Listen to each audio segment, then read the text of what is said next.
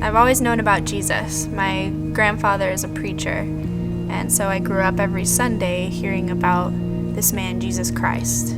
I accepted him when I was 9 years old, but I didn't really understand what that meant. It was more just to make my parents happy than it was a real decision. I was sent to a private Christian school, and the Bible that we read on Sundays was suddenly a really boring textbook. And I had to meet with the principal before I could attend the school so he could determine whether or not I had truly accepted Christ into my heart. And at the end of the conversation, he told me that he didn't feel like I was really on fire for God. And even though it was true, I really resented that. That really bothered me. My resentment grew because as I started attending, I just realized that I didn't really fully fit in. The kids felt like hypocrites. They would make fun of me and all the other kids that were new. And one time, a guy threw me by my backpack into a bush, and I just knew. I was like, I can't stay here. This is the worst thing ever, and I secretly hated Christians. I really did. I wouldn't admit it to my parents, but they didn't look anything like Jesus, the Jesus I had read about. So I left that school and I started attending a public school, and it was a lot better, but I started experimenting with life and making poor choices, and I was really good at hiding those poor choices. And I still believed in God, but I wanted to do it my way. I didn't want to make a commitment. I knew he was there, but I was content with just going with my parents to church on Sunday and going out back to school and doing things I shouldn't.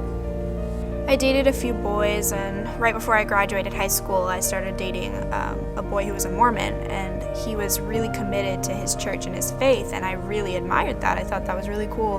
And he started asking me questions about what I believed, and I just told him kind of how I grew up a Baptist and whatnot, but I couldn't really give him any answers to his questions, and he told me that it didn't seem like I knew very much about my religion, and I was like, he's right. And so I accepted an invitation to come to a youth group in Spanaway called Thrive.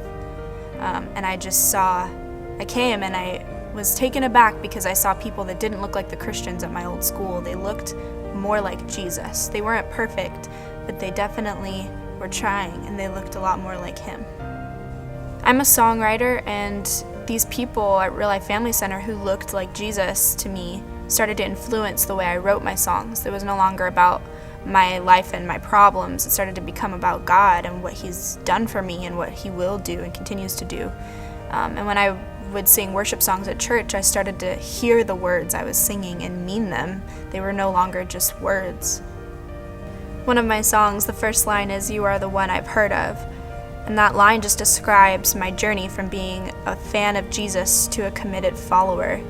He's no longer just someone I've heard about. He's somebody I know. He's my savior, and I have a relationship with him. So I started getting plugged in. I got involved, and I'm glad I made the decision to get involved before I fully understood Jesus or before I felt like a good person, because getting involved and getting plugged in and meeting people helped me to develop my relationship with God. It helped me to understand him better. Today I'm involved in worship ministry and youth ministry, specifically junior high girls, because that was one of the worst times in my life, and I understand them and I can help them with their problems and relate to them. I can't imagine standing on the sidelines anymore and just watching, being a fan. I have to be in the game. I have to play. I have to be on the field, living out what God has called me to. My name is Bree Gonzalez, and I am not a fan.